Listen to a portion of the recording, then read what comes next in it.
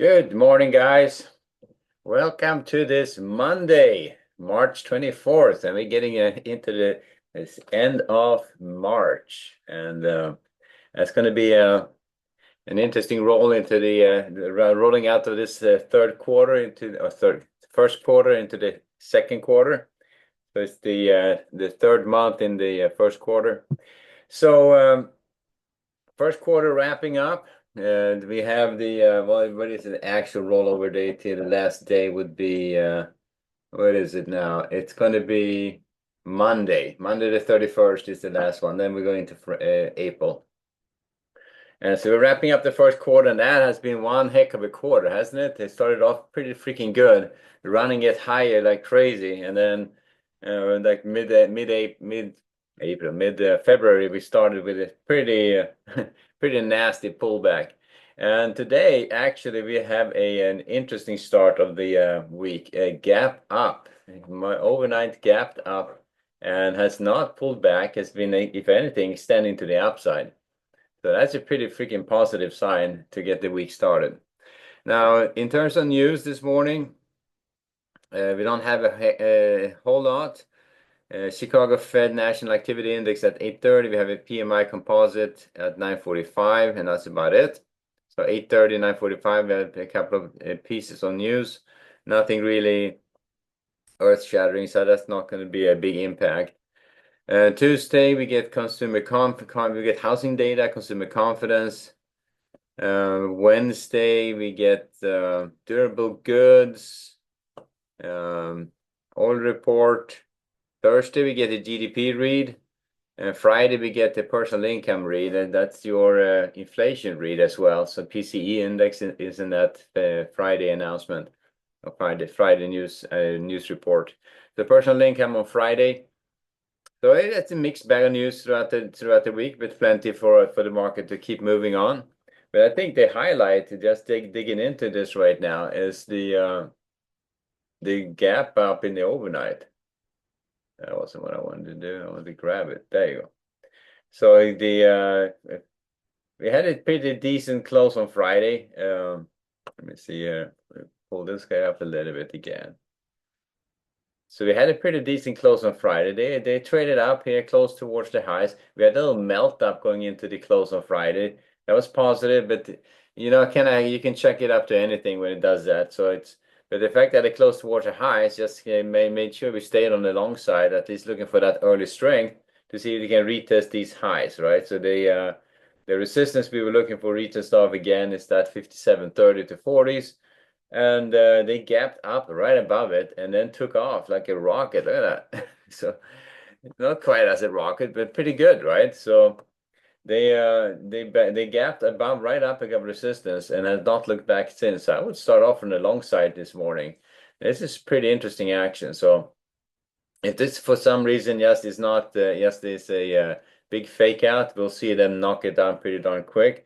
But the fact that they gapped up above this area resistance, remember, this area has been defended quite a bit, and it's been we've been here 5 times at least trying to take this out, trading up above it, getting knocked down, trading up above it, getting knocked down, and then we gap up in overnight. I sit here, so and we are extended past the upper resistance areas, the 57.60 to 70 is here, where they really had the best they could do when they were trying to take this higher. So I'm going to be hopeful that we have a shot at taking this higher. So starting off with a bias to the upside, looking to buy weakness. If this starts trading below that 57.55 support area, that would be one level below the London low.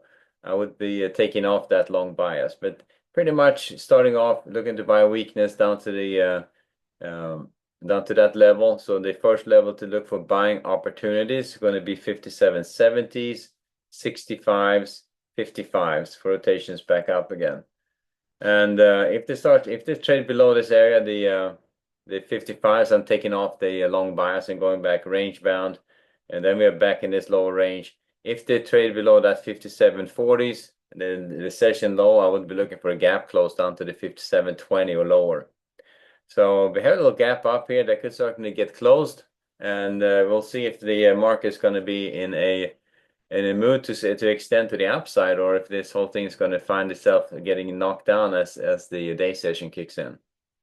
So interesting start of the week, getting into the close of the month could have something to do, close of the month and the quarter could have something to do with it, getting some numbers on the board, buying up the market going into the end of the quarter to just to get the fund books to look a little bit better. But we'll see the fact that they're taking out some resistance areas and start heading higher, it's a good sign to get started with, and I think we should start off looking for extensions to the upside and see how far they can take it. Now on the way up here, as they start taking this higher, we can start looking for resistance here at the 5790s, the 4-little edge. You probably have something here in that level, the 5810s. At the 5850s, and then we get into an area here at the 5870s where we get a little bit more congestion right here at the 5860 to 70 area. But if they can clear up above this area, we're gonna see that would be a pretty strong move to the upside, and keep going to the upside. You see we start getting some key resistance areas could potentially be challenged here, or at least tested. So starting off, slight bias to I'm going to start off with a bias to the upside, not just a slight bias. And bias to the upside, looking to buy weakness against the 5770s, the 65s, the 55s, rotations back out. Below 55s, I'm taking off the long bias. Still looking for a buying opportunity down to the 5740s, but below that, we're going to be retracing back here to the 5720s, maybe lower. So if they probe that far down, I'm not going to be on the long side of this. I'm going to be pretty much range bound at that point. And if they for some reason start knocking down the 5720s, it's going to lean in on the short side. At that point, they are definitely knocking us down, and the bears are taking charge again. All right, so that's how we get started on the ES. A very positive beginning of the week, I had to say. That and some sunshine and some heat in California, and I tell you guys, starting off pretty good. Can't complain. Alrighty, guys, back to the Nasdaq and bonds. Is the bond market playing with us, or playing along? Kind of. They're backing off. Let's see my capital flow. Where is that guy? There it is. Capital flow on the bonds backing off these upper edges, back here testing the lower edges now to 116s. They got a little bit to go to get to the 116, but remember it's a tractor at 116.08. That's where I think they may be heading. That's going to be that lower edge, volume edge, and definitely backing off the bonds a bit. So I think risk. It feels a little bit like risk on. Cryptos are up as well. So risk on kind of a day. Bonds backing off, that would be a risk off. So it's rotating out of bonds. So risk on the stock side, risk off on the bond side of things. So bond market heading lower. Probably looking at the move down here to the 116 and 1608 attractor area. And at that point, we're going to start looking at folding this stuff together. I'm going to watch this level, this area right now. If they trade below the 116s, we have it moves all the way down to the 114s, between 114 and 116, area of where they probably need to be testing this area, and they probably build some volume here.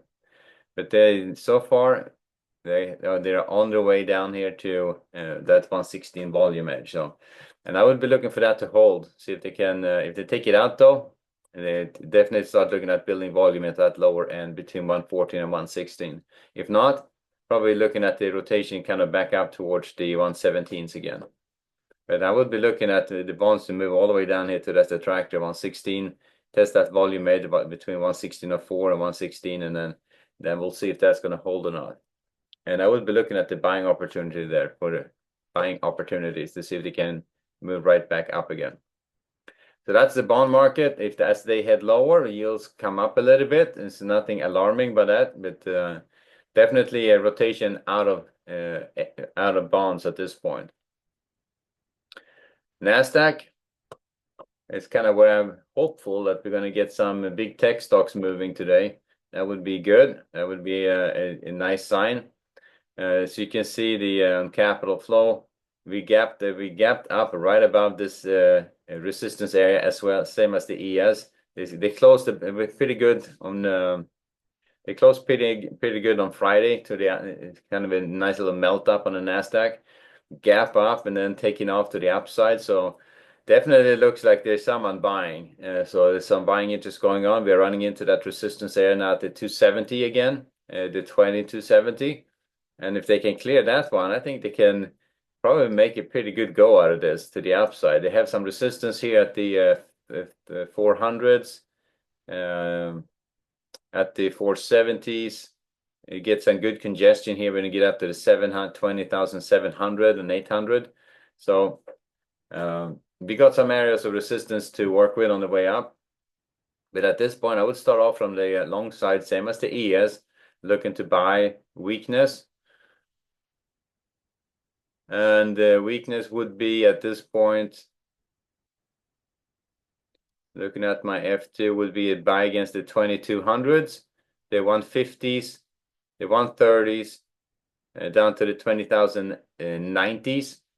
If they trade below the 20,050s, I'm going to be looking for that gap closure and potential rotation right back into this lower range again. So not going to be super aggressive on switching it up, but it's switching back to range bound trading. But it's if they trade below the London low, would be at the 130s. One level below that, 20,090s, and at that point, I would be more inclined to take off the long bias and start looking for moves to the downside instead.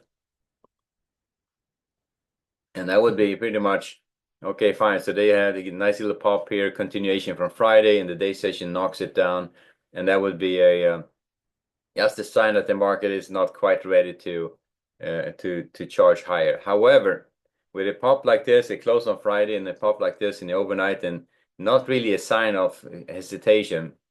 I would probably expect them to try to make it go on the long side of this and see how far they can take it. And as they move higher, we are up against that 270, 250, 270 area already.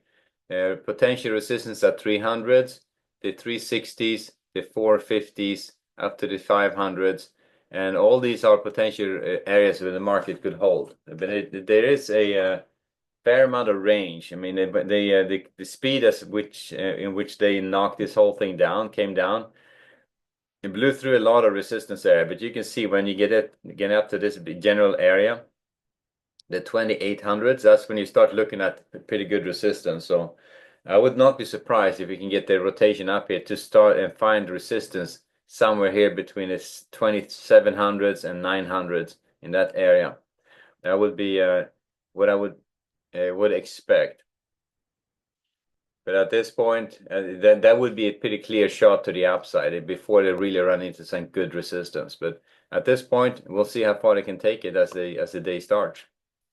All right, so that's the Nasdaq looking to buy against weakness, 2200s, 160s, 130s, down to the 20,090s. Below that, take off the long bias. Below the 50s, look for that retracement trade. All right, so that's the bonds and the Nasdaq. Looking at oil and gold.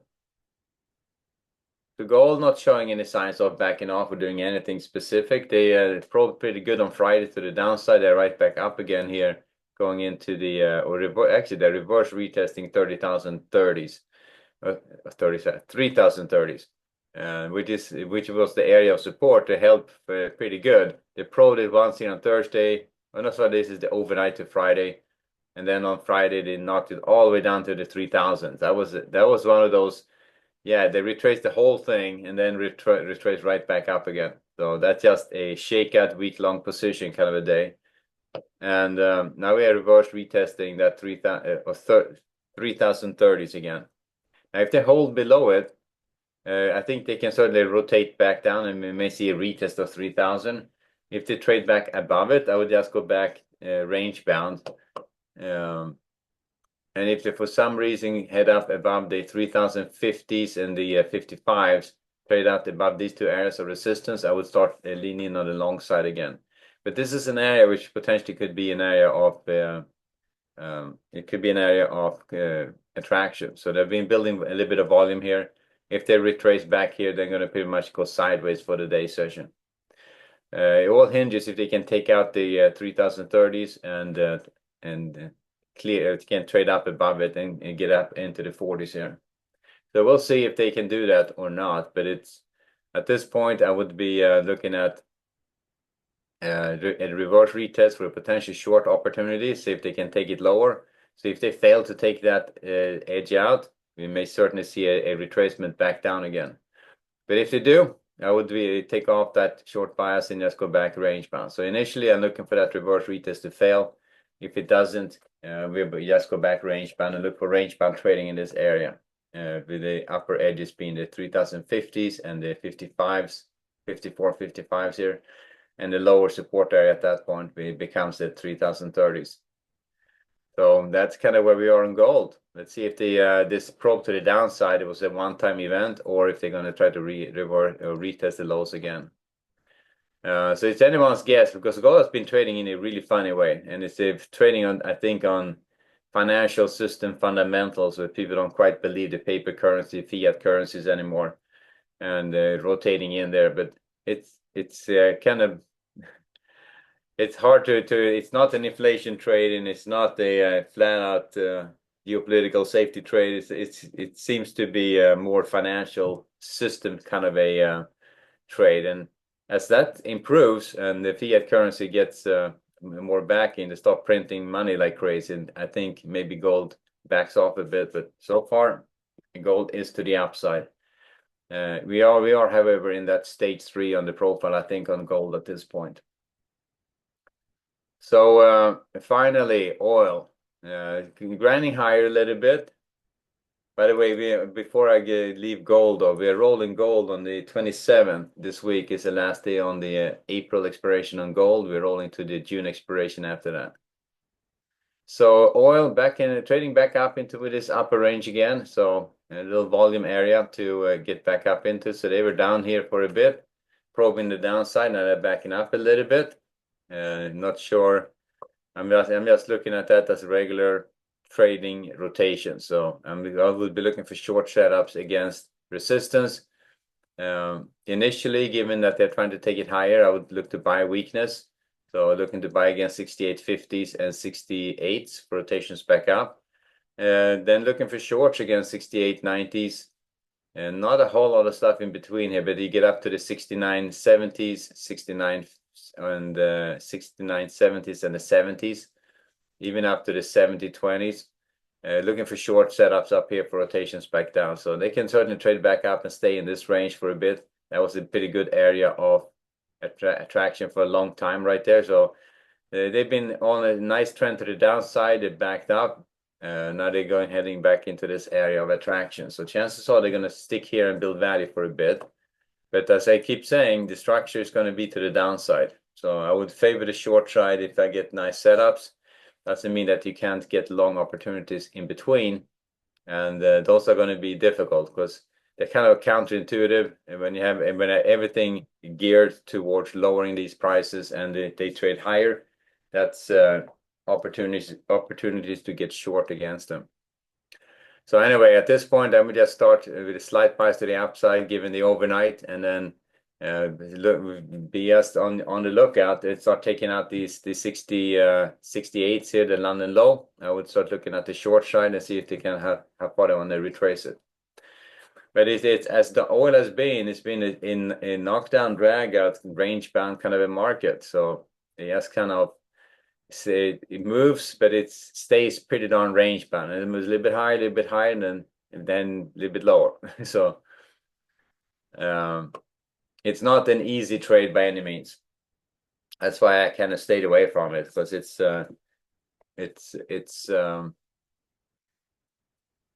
kind of sloppy, I would say. It's probably that's the best word, sloppy trading on that thing. It moves in big chunks, like big moves, and then stops and it just goes sideways, and then back and forth like that. And it's I'm just kind of hoping, waiting for that time when they really start pressuring the downside. Because right now they're kind of going back and forth, trying to figure out where to go with this. I think the pressure is to the downside and will probably stay that way until prices come down to in the 40, 50s. That's when I think there's going to be more of a range bound market on oil. But anyway, at this point, we are back up. Watch this little area of volume right there. That's where I think they're going to be trading right now. So looking for shorts up to the 70s. Looking to buy early weakness, as I said, and then we'll see if they where they want to go from there. So that's oil and gold. Both of them are in markets. I'm kind of sitting on the sidelines. I'm watching gold kind of if they're going to be some kind of a retracement trade to the downside, given these big moves to the upside. But so far, you just have to be super aggressive on on gold to get in on it. And if you're wrong, you end up fading a ton of heat. So I've been kind of cautious about gold as well. Now back to the ES, and so far it's holding on.